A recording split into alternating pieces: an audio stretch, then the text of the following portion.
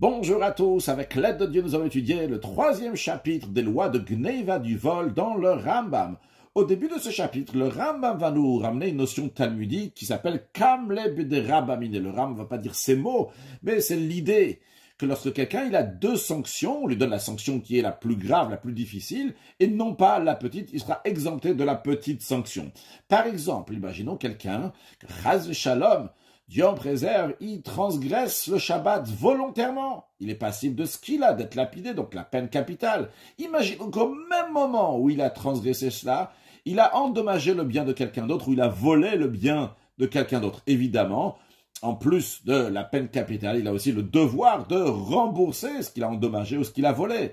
Eh bien, justement, vu qu'il a ces deux peines, la peine capitale, et deuxièmement, le fait de rembourser, eh bien, on dit, c'est quoi la plus grande sanction? C'est le fait qu'il a la peine capitale, qu'on va le tuer. Alors, on va le tuer, il sera mis à mort, mais il n'aura pas le devoir de rembourser.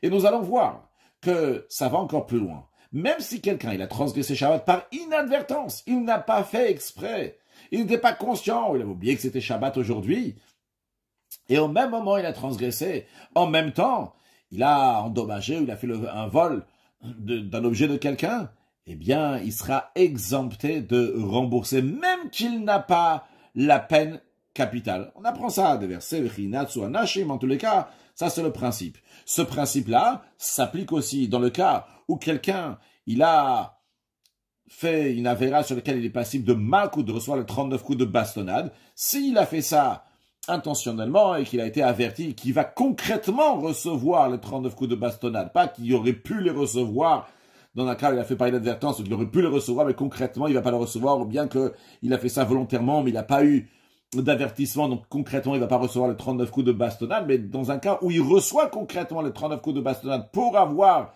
transgressé ce qu'il a transgressé, si en même temps il a fait une avéra, eh bien il recevra, dans une avéra dans laquelle il doit rembourser quelque chose à l'autre, il a endommagé quelque chose qui appartient à l'autre, eh bien, il recevra seulement les 39 coups de bastonnade, mais il n'aura pas le devoir de rembourser ce qu'il a endommagé ou bien ce qu'il a volé. Voyons ça sur le texte, Halacha Aleph.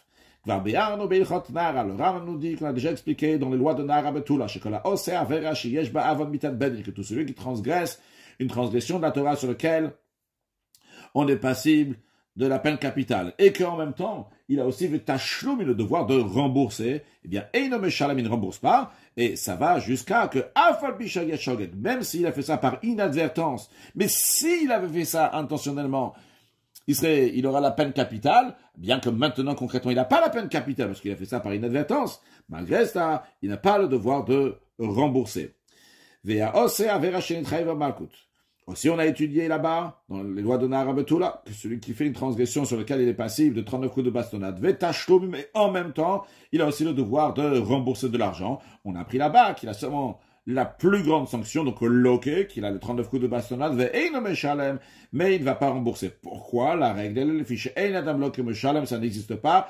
Le fait que la personne, elle va avoir malcoute, et en même temps, c'est les 39 coups de bastonnade, et en même temps, rembourser c'est l'argent qu'il a fait au même moment de malcoute, évidemment. Au même moment où il a fait la vera, comme nous allons le préciser dans la suite dans quelques instants. Le firar, c'est la raison pour laquelle. Imaya shogeg. Si il a transgressé cette transgression sur laquelle on est passible de 39 coups de bastonnade, mais il a fait ça par inadvertance, donc il va pas recevoir concrètement les 39 coups de bastonnade. Oloï troubo, bien, il a fait ça par inadvertance, intentionnellement, volontairement, mais c'était pas, on l'a pas averti. Eh bien, il va pas, vu qu'il va pas recevoir les 39 coups de bastonnade. Mais Shalem veille de l'ok, il va rembourser, il va pas avoir les 39 coups de bastonnade. Non, le Ram nous dit attention, cette règle-là, que lorsqu'il y a ces deux sanctions, eh bien, on prend la sanction qui est la plus faible, la plus facile, et non pas la peine capitale, ou bien non pas le malcoute 39 coups de bastonnade, ben, bedvarim amorim, c'est uniquement, beshenit chayev, beshtashlim, imavon mitad ben ke'achat, que il est devenu redevable de rembourser cet argent, et en même temps, même moment, il y a eu aussi la vera, la transgression sur laquelle il est passible de la peine capitale d'être mis à mort. Ou bien dans un cas où il y a eu en même temps le fait qu'il est redevable de payer, et aussi les 39 coups de bastonnade qu'on va expliquer dans quelques instants dans les deux exemples. Mais si, tout d'abord, il est devenu redevable de rembourser, et après seulement, il a été passible de la mort par le tribunal, ou bien de 39 coups de bastonnade, ou bien que d'abord, il a été passible de recevoir le 39 coups de bastonnade, ou bien qu'il a été passible de recevoir la peine capitale par le tribunal, et après seulement, il est redevable de rembourser. Dans ces cas-là, il va recevoir le 39 coups de bastonnade et aussi rembourser. Il va rembourser et aussi mettre, et aussi, il aura la peine capitale. Halachabet, Ketzad commence là, il était dans le domaine public et il a lancé une flèche qui a fait plus que 4 coudées dans le domaine public. Et donc, il est passible de mort. Et au passage, cette flèche-là, elle a déchiré le vêtement de son ami. Alors, il doit rembourser le vêtement de son ami qu'il a endommagé. Ou bien qu'il a mis le feu à la meule de son ami pendant Shabbat. Ou bien qu'il a volé une bourse de Shabbat pendant Shabbat, et il le tirait sur le sol, c'est-à-dire il est rentré dans le domaine de la victime qui est en train de se faire voler. Et là-bas, il a tiré la bourse. Il n'a pas soulevé la bourse. S'il a soulevé la bourse, alors il a volé, et après, lorsqu'il va passer du domaine privé au domaine public, là, il va transgresser Shabbat. Mais là, il n'a pas encore volé, parce qu'il est en train de tirer cette bourse sur le sol de la victime, de la personne qui est en train de se faire voler. Il a tiré, jusqu'à que finalement, après l'avoir tiré, il est arrivé à la porte dans laquelle il est sorti de chez la victime. Il est sorti de la personne qui est en train de se faire voler, et il a mis du domaine privé au domaine public. Et à ce moment-là, il est en train de voler l'argent, parce que quand il a tiré, vu qu'il n'a pas sauvé, il n'avait pas encore volé. Et quand il est arrivé après dans le domaine public, il fait Ibdosham. Il a détruit cette bourse. Elle n'existe plus ici. On ne peut pas lui dire « rends la bourse ». Eh bien, dans tous les cas qu'on vient de voir, il est exempté de rembourser. Pourquoi? Parce que dans les cas qu'on vient de voir, chez Issur Shabbat, Issur Gneva, l'interdiction de Shabbat, le fait d'avoir transgressé Shabbat, et l'interdiction de voler, ou bien l'endommagement doit rembourser, ils viennent en même temps. C'est-à-dire, lorsque il a jeté la flèche, et sur le passage des 4 coudées, ça a déchiré, il était en train de faire la Avera de Shabbat, et en même temps, en train d'endommager le vêtement de l'autre. De même, lorsque il a volé cette bourse, elle est passée du domaine privé au domaine public, et en même temps, il a transgressé Shabbat. Il a allumé le feu sur la meule de son ami, et en même temps qu'il allume le feu, il est en train d'endommager ce qui appartient à son ami. C'est la raison pour laquelle il est exempté de rembourser, parce que les deux sont venus ensemble. Aussi bien la peine capitale de transgresser Shabbat, et aussi bien le vol ou l'endommagement. Non, si il a volé une bourse pendant Shabbat chez la victime, et là-bas, dans le domaine privé de la personne qui se fait voler là-bas, il a déjà soulevé la bourse. Donc, il a volé d'abord. Après, il a sorti dans le domaine public, et après, une fois qu'il était là-bas, il a jeté dans le fleuve, donc on ne peut plus le dire rends la bourse. Et dans ces cas-là, il a le devoir de rembourser ce qu'il a volé, donc aussi bien le capital et aussi bien le kefel, donc le double. Parce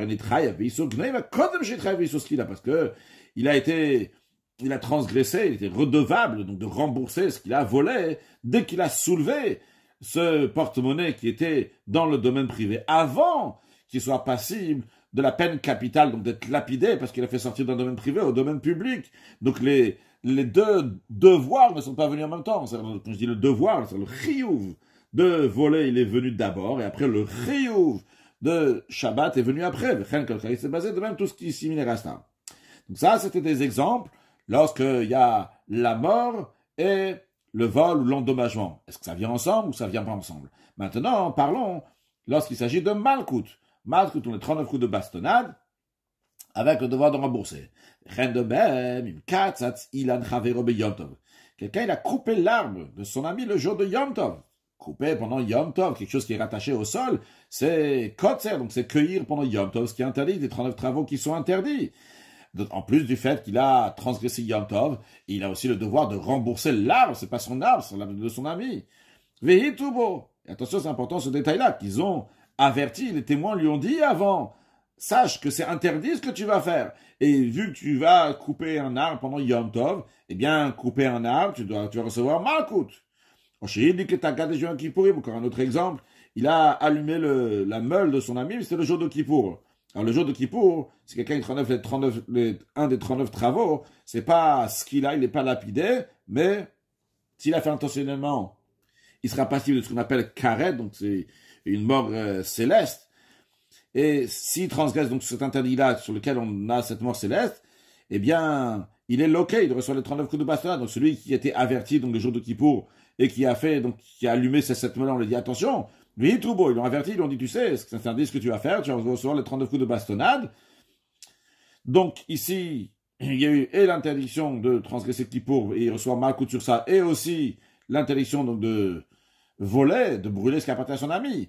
Ogan avait Tavar Yom Kippour, ou bien qu'il a volé un bœuf ou un agneau, même en semaine, et après, quand ça arrivait le jour de Kippour, il a fait la tvicha, il a abattu cet animal-là, donc il a fait la shrita le jour de Kippour, donc il a le devoir maintenant de rembourser 4 ou 5, comme on a déjà appris dans le passé, que si c'était un bœuf, il a le devoir de rembourser 5, si un agneau, il a le devoir de rembourser 4. Vihitrubo, il lui a averti, il dit attention, tu ne veux pas faire la shrita le jour de Kippour, parce que sinon tu vas se prendre un coup de bastonnade.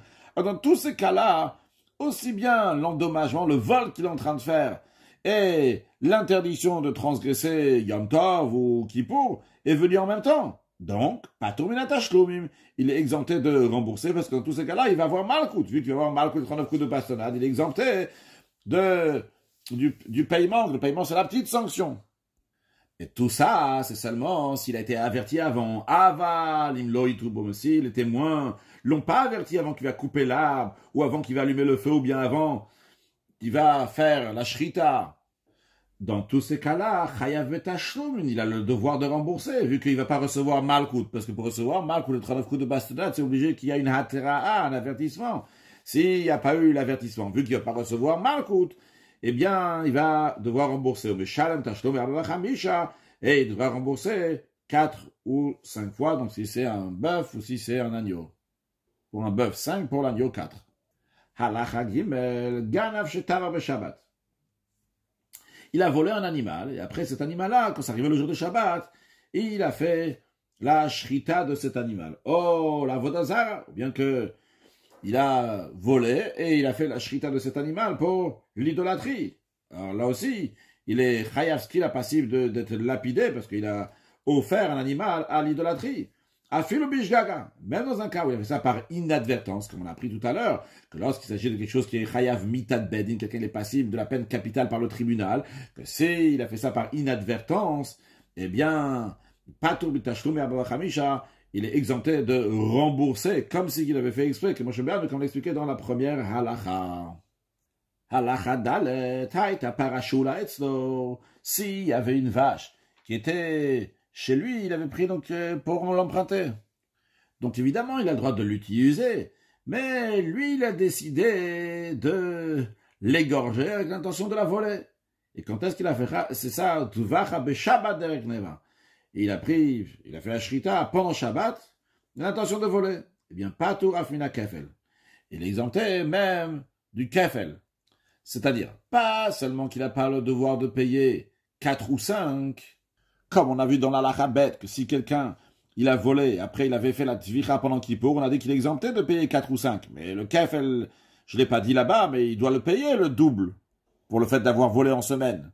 Juste qu'il n'a pas besoin de rembourser 4 ou 5. Eh bien, ici, il est exempté pas seulement de payer 4 ou 5, mais même le kefel, le double, il n'a pas le devoir de rembourser. Pourquoi? Parce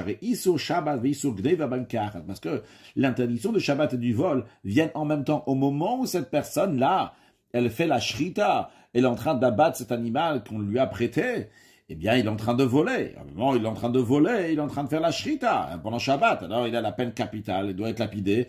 Et en même temps, il y a l'interdiction du vol. Vei men gneiva, en dvicha vemechira. Et si il n'a pas la raison de payer le vol, donc tashlume kefel, de rembourser le double, eh bien, il n'a pas le devoir non plus de payer 4 ou 5. Si on veut bien préciser dans la profondeur des paroles du Rambam, le Rambam est en train de nous dire ici que même si quelqu'un, il a fait la shrita pendant Shabbat, et la shrita, il a fini après Shabbat, qu'est-ce qui se passe ici? Au moment où il est en train de faire la shrita, d'abattre l'animal, il est en train de voler. Au moment où il est en train de voler, il doit rembourser le double. Et la fin de la shrita, c'est après Shabbat. Il est en train de faire la shrita à la fin de Shabbat, c'est-à-dire que c'est déjà après Shabbat que maintenant il a le devoir de rembourser 4 ou 5, parce que 4 ou 5, c'est une fois qu'il a fini de faire la shrita. Eh bien, le chidouche du Ram qui nous dit ici, malgré ça, vu que cette personne n'a pas le devoir de rembourser le capital de l'animal avec le double, donc il n'y a pas le devoir en gneva, il n'y a pas le devoir de rembourser en tant que gneva, eh bien, il n'y a pas le devoir non plus de rembourser pour la tvicha ou la mechira, pour le fait de l'avoir abattu, bien que c'était après Shabbat. Halachae, ganav shembacha beshabbat. Avant, on a parlé d'un voleur qui a fait la shrita pendant Shabbat. Ici, on parle de quelqu'un qui a volé. Donc, même s'il a volé pendant la semaine de Shabbat, c'est important. Et après, il a vendu pendant Shabbat. Shmach ala vodazara. Ou bien il a vendu à l'idolâtrie. Eh bien, lui, chayav le shalom tashlume abava chamisha. Il a le devoir de rembourser 4 ou 5. Pourquoi? Shem b'mechira mita. Parce que le fait de vendre pendant Shabbat, il n'y a pas la peine capitale. C'est interdit d'ordre rabbinique de faire de la vente pendant Shabbat, mais non pas d'ordre biblique, contrairement à ce qu'on a vu avant, la shrita c'est interdit d'ordre biblique. Donc quand il transgresse quelque chose de biblique pendant Shabbat, il est passible de mort. Donc il n'a pas besoin de rembourser 4 ou 5. Comme on a dit avant, il devrait rembourser uniquement le capital s'il a volé dans la semaine. Ou s'il a volé pendant Shabbat et après, pendant Shabbat, il a fait la shrita. Il y a le devoir de rembourser uniquement le capital avec le kef et le double, mais pas arba avachamisha. Ici, lorsqu'il vend, vu qu'il n'a pas transgressé un ordre biblique, il n'a pas la peine capitale, donc il a le devoir de rembourser 4 ou 5. Mais non, si, au moment où il a fait la vente pendant Shabbat, au même moment de la vente, au même moment, il a fait un travail interdit pendant Shabbat. On va voir dans un instant un exemple. Eh bien, dans ces cas-là, patum tashlume avachamisha, il est exempté de rembourser 4 ou 5. Comment est-ce possible? Comment ça? Kegon, par exemple.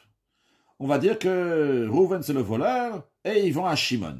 Mais Kegon chez Loïknalo, Rouven il a dit à Shimon l'acheteur, il a dit écoute, cet animal ne t'appartient pas, jusqu'à que ça va se poser dans ta cour. Avant cela, ça t'appartient pas. Alors qu'est-ce qui se passe ici? Quand est-ce que l'acquisition va se faire? C'est uniquement une fois que l'animal va se poser sur le sol. Donc,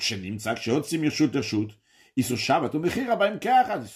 trouve que lorsque l'animal a été posé, donc il est passé du domaine public, il était posé dans le domaine privé de l'acheteur, l'interdiction de Shabbat est en train de se faire maintenant, à l'instant où c'est posé sur le territoire de Shimon l'acheteur.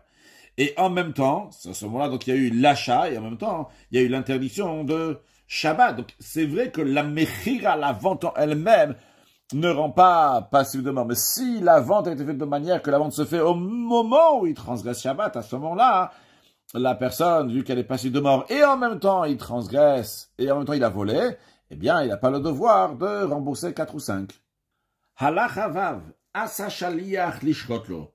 Si Rouven, le voleur, il a demandé à un shliach, un émissaire, à quelqu'un d'autre de faire la shrita pour lui. Donc c'est Shimon qui va faire la shrita en tant que délégué de Rouven. En effet, Shimon, il a fait la shrita pour Rouven et c'était pendant Shabbat. Eh bien, le voleur a le devoir de rembourser 4 ou 5. Pourquoi? Ce voleur-là, Rouven, Bedin, lui, il n'a pas transgressé Shabbat.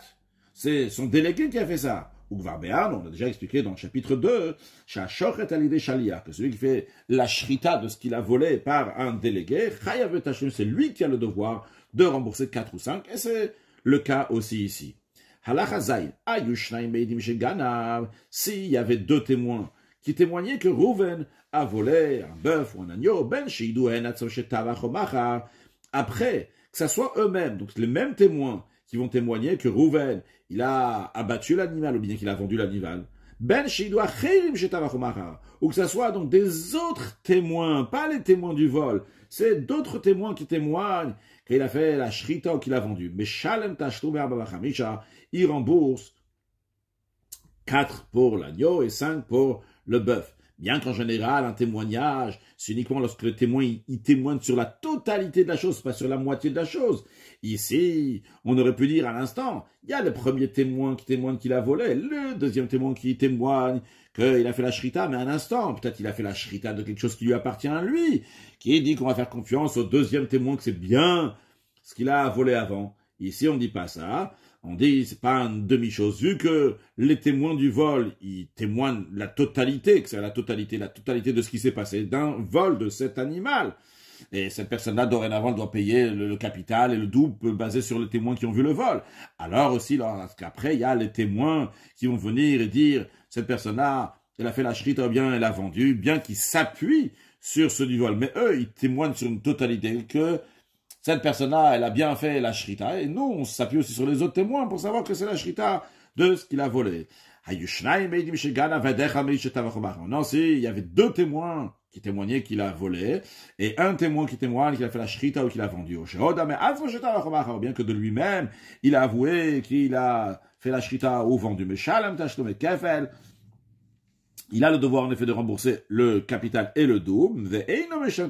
Par contre, dans ces cas-là, il ne va pas rembourser 4 ou 5. Pourquoi?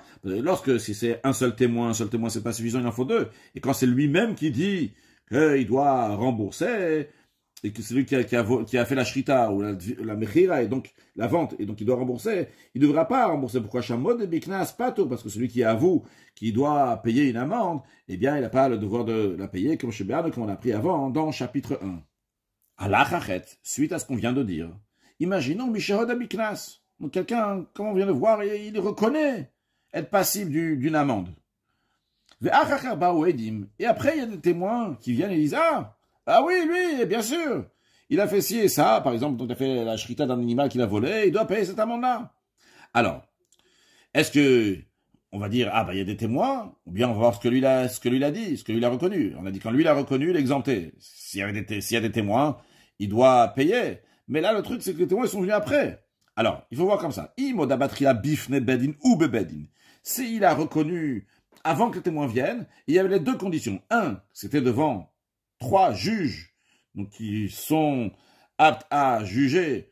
Et en plus de ça, c'était dans le tribunal même. Dans ce cas-là, pas tout. Il est exempté. Même si c'est des témoins qui sont venus après. Avalimod achutz bedin. S'il a reconnu ça, c'était à l'extérieur du tribunal, même si c'était devant les 3 juges, mais c'était pas dans le tribunal. Bien qu'il a reconnu ça uniquement devant 2 juges et non pas devant 3, même si c'était dans le tribunal. Après, il y a des témoins qui sont venus. Eh bien, basé sur les paroles des témoins, il aura le devoir de rembourser cette amende. Le Rambam explique comment ça. S'il a reconnu dans le tribunal qu'il a volé. Après, il y a des témoins qui sont venus qu'il a volé. Il est exempté de payer le double. Ce qui rejoint ce qu'on a vu à la fin de Halachazain. Lorsque quelqu'un, donc, il dit lui-même qu'il a volé, il est exempté donc du knas.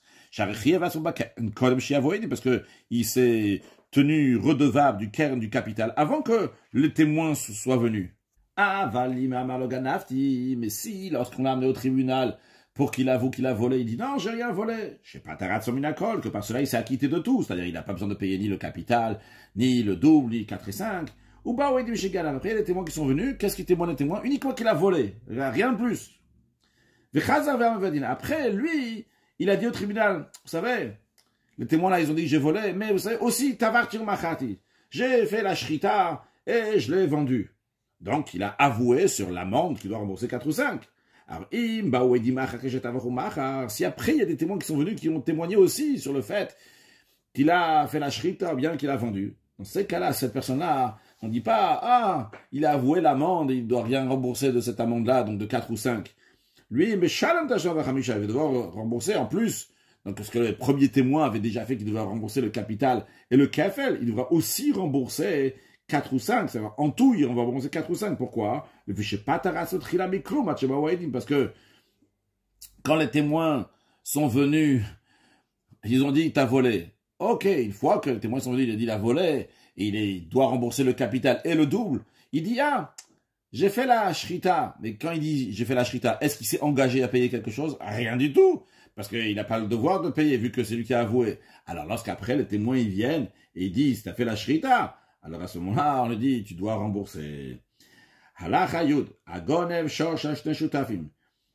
Rouven, il a volé un bœuf ou un agneau qui appartenait à Shimon et Lévi. Udvacho Mecharo. Après, il a fait la shrita, bien il a vendu. Ve'odam Vadin, et il a reconnu au Badin qu'il a fait la shrita, ou bien qu'il a vendu, mais uniquement la même, uniquement à Shimon. Shimon a dit oui, c'est vrai, j'ai fait la shrita de l'animal que je t'ai volé. Mais à l'autre, à Lévi, à lui, il a nié. Il a dit, ta partie, je l'ai acheté, je l'ai pas volé, donc il a sorti en tout cas quelque chose, il n'a pas avoué, il n'a pas reconnu à Lévi. Et après, les témoins qui sont venus, qui ont prouvé qu'en effet, il a volé, il a fait la shrita, ou bien il a vendu, eh bien, mais Shalom Nazé Shekafabo Khamisha Chatzé Bakava Chatzé, c'est en ce qui concerne Shimon, il ne va pas lui rembourser 4 ou 5, mais en ce qui concerne Lévi, qu'il a nié, qu'il a dit qu'il lui devait rien du tout, eh bien lui, il doit oui lui rembourser 4 ou 5, mais pas 4 ou 5 en entier, seulement la moitié de 4 et 5, vu que Lévi, il est associé avec Shimon. Halacha Yudalef. Din Haganav le Shalem Hakeren ve Hakefel Otashtum Me'abachamisha Minamitalten Mishelo. Le voleur doit rembourser le capital, ou bien le double, ou bien 4 ou 5 de ses biens mobiliers. Tant qu'il a des biens mobiliers, on ne va pas lui prendre un terrain. Même si les biens mobiliers avec lesquels il paye sont des choses nulles comme du son, vu qu'on peut les amener ailleurs, les vendre, etc., même si c'est quelque chose qui est nul, eh bien on peut toujours le vendre, avoir de l'argent avec, eh bien il peut rembourser avec. Non, si on ne trouve pas des biens mobiliers, eh bien Bedin Yodim Nechasa, dans ces cas-là, le tribunal littéralement descend, va dans ces biens, c'est-à-dire dans des biens immobiliers, Vegovin Hakol, et ils vont encaisser tout ce qui doit rembourser à la personne qui s'est fait voler, Minaya Fesh Vinchassav, du meilleur de ses biens, qui charanezakim, comme les autres endommagements, à propos duquel Chanel Abain qui les dit, Metav Sadeo, Metav Karmenu Shalom, le meilleur de son champ, le meilleur de sa vigne, il va rembourser. Non, Veimen Lomitalten Lokakasi, le voleur n'a pas ni des biens mobiliers, ni des biens immobiliers. Bedin Mochin Oto, le tribunal va vendre la personne elle-même, ce voleur en serviteur. Venotim Damavlan Isaac, et l'argent qu'ils vont recevoir, ils vont donner à la victime, à la personne qui s'est fait voler. Shenamar, car il est dit, à propos du voleur, im enlo, s'il n'a pas les moyens de rembourser, venim kabignevato, il sera vendu à cause de son vol, pour rembourser son vol. Halacha yudbet. Aish nimkar bignevato. L'homme est vendu pour le fait d'avoir volé, avalo aisha, mais pas la femme. D'avoir un pied kabbalah, c'est-à-dire que si une femme elle a volé, elle a pas, on va pas la vendre. Ça, on a pris ça un pied kabbalah, donc par tradition orale depuis Moshe Rabbeinu. Encore une chose, veina ganav nimkar alabakeren. Le voleur, il est vendu uniquement pour rembourser le capital, s'il n'a pas de quoi rembourser le capital. Par exemple, s'il a volé 100 euros, il doit rembourser 200 euros. On va le vendre pour qu'il va rembourser 100 euros. Mais les autres 100 euros, ou bien les 4 ou 5 fois qu'il doit rembourser, et on ne va pas le vendre pour qu'il va rembourser les deuxièmes 100 euros, ou bien les 4 ou 5. Et la réserve à la fraude, ce sera une dette à Tchiyash jusqu'à qu'il va s'enrichir, jusqu'à qu'il aura les moyens. Si ce juif-là, il a volé un non-juif, ou bien il a volé ce qui est consacré au temple, et non nimkar à la keren, il ne sera même pas vendu pour rembourser le capital, et la réserve à la fraude, Yashir, ça sera une dette jusqu'à qu'il aura les moyens, qu'il va s'enrichir, et il pourra rembourser ce qu'il a volé. Halacha yudalet, haya keren agneva mea. Si le capital de ce qu'il a volé, c'était 100 dinars, ve'en aganav shavela chamishim, mais le voleur, il vaut seulement 50. Arezenim, car on vend le voleur pour 50 dinars, on donnera à la personne qui s'est fait voler, ou sharaker, le reste du capital, les autres 50, ima kefel, avec le double, donc les 100, à l'Avrov, ça sera une dette. Jusqu'à qu'il va sortir la 7e année, car en effet, il va travailler 6 ans, ce Eved Ivri, ce serviteur hébreu qui a été vendu par le tribunal, il va travailler 6 ans. La 7e année, il sortira, donc il pourra se faire de l'argent, il va s'enrichir, Shalem, et il remboursera.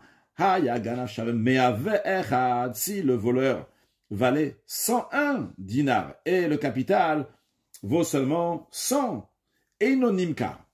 Il n'est pas vendu. Shenamar, ce qu'il dit, Nimkar Bignevato. Il va être vendu pour la valeur de son vol. Il faut que tout l'argent soit littéralement avalé, soit englobé dans son vol. Donc on a besoin de le vendre à lui en entier pour payer son vol. Mais si, quand on le vend en entier, il y a plus que son vol, dans ce cas-là, on ne le vend pas. Ganav venimkar. S'il a volé, il a été vendu justement pour rembourser son vol. Et à nouveau, encore une fois, il a volé après. Im le sheni ganav, s'il a volé à une nouvelle personne, à une autre personne, on le revend une deuxième fois. Même s'il a volé 100 personnes, eh bien, il sera vendu 100 fois. Par contre, si ce voleur, il a volé déjà une fois Reuven, et il a été vendu pour rembourser à Reuven. Et après, encore une fois, il a volé de Reuven. Et non Nimkarshna, il n'est pas vendu une deuxième fois, là, il mais le tout, c'est-à-dire et le capital et le double, restera donc à une dette qui devra rembourser.